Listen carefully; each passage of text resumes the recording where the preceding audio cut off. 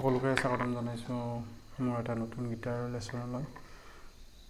তো আজি আমি জানিম গীটাৰৰ পাৰ্টছবিলাকৰ নাম কি কি, তাৰপিছত গীটাৰৰ ষ্ট্ৰিঙৰ নামবিলাক আৰু পিক এইটো কি বস্তু, ইয়াক পিক বুলি কোৱা হয়, কেনেকৈ ধৰিব লাগে, সকলোখিনি আমি আজি এই লেচনটোৰ দ্বাৰা জানিম।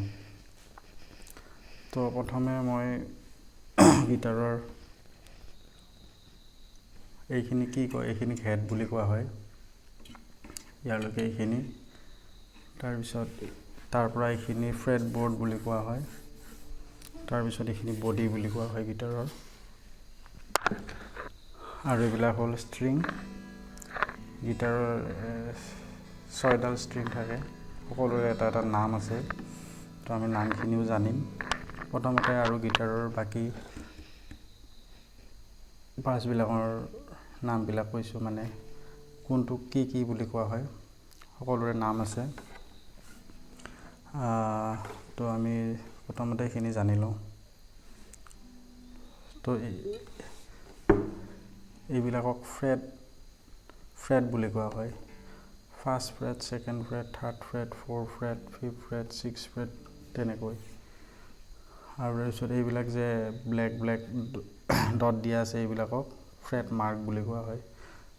তো আমি ইয়াৰ দ্বাৰা গম পাওঁ যে এইটো থাৰ্ড ফ্ৰেট, এইটো ফিফ্থ ফ্ৰেট, এইটো ছেভেন্থ ফ্ৰেট, এনেকৈ জনা যায়। আৰু তাৰপিছত ইয়াক চাউণ্ড হোল বুলি কোৱা হয় গীটাৰৰ। আৰু এইখিনি ব্ৰিজ বুলি কোৱা হয়, ব্ৰিজ। তাৰপিছত আজি আমি আৰু জানিম ষ্ট্ৰিঙৰ নামকেইডাল, কৈ দিছোঁ মই। এইডাল হ'ল ওপৰৰ পৰা কৈছোঁ মই, জনাত সুবিধা হ'ব তোমালোকৰ। E, A, D, G, B, E.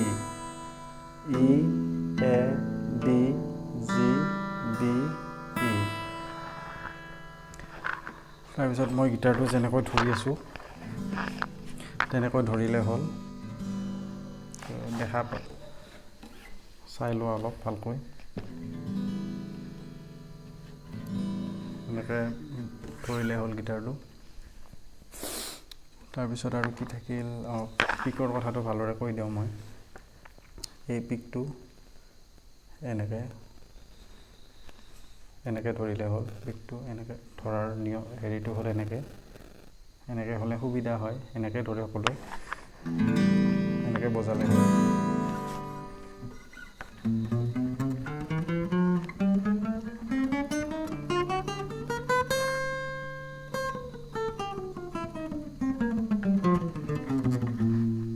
এনেকৈ বজালে হ'ল পিকটো দি। গীটাৰৰ লগত জড়িত মানে কেইটামান এপছ আছে। এই এপছকেইটা বহুত প্ৰয়োজন আমাৰ গীটাৰৰ জাৰ্ণিত। তো এই এপছকেইটা মই কৈ দিছোঁ তোমালোকক, অলপ দেখাই দিছোঁ, চাই ল'লে হ'ল, ডাউনলোড কৰি ল'লে হ'ল এই এপছকেইটা। এটা হ'ল নাম মেট্ৰনম বুলি। মেট্ৰনমটো একদম বহুত জৰুৰী গীটাৰ ফিংগাৰ এক্সাৰচাইজৰ কাৰণে। মই নেক্সট ক্লাছ ফিংগাৰ এক্সাৰচাইজৰ কৰিম।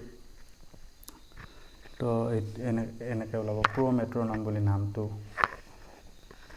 চাই ল'ব ভালকৈ। আৰু 4 বিট কৰি ল'লে হ'ল, এইটো 4x4 বিট কৰি ল'লে হ'ল। তোমালোকৰ যিটো সুবিধা হয়, মই এনেই অলপ দেখুৱাই দিছোঁ প্লে' কৰি।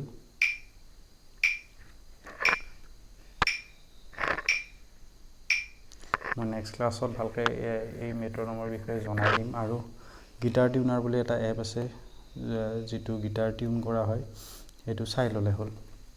গীটাৰ টিউনাৰটো দেখাই দিছোঁ মই। এইটো গীটাৰ টিউনাৰ এনেকৈ আহিব। এনেকৈ অহাৰ পিছত তোমালোকে অটো কৰি পেলাই গীটাৰ টিউনটো মিলাই ল'লে হ'ল। মই অলপ দেখাই দিছোঁ কেনেকৈ মিলাব লাগে। এইডাল হ'ল ইটো ঠিকেই আছে, চাই লোৱা, এয়া টিক চিন দেখাই আছে।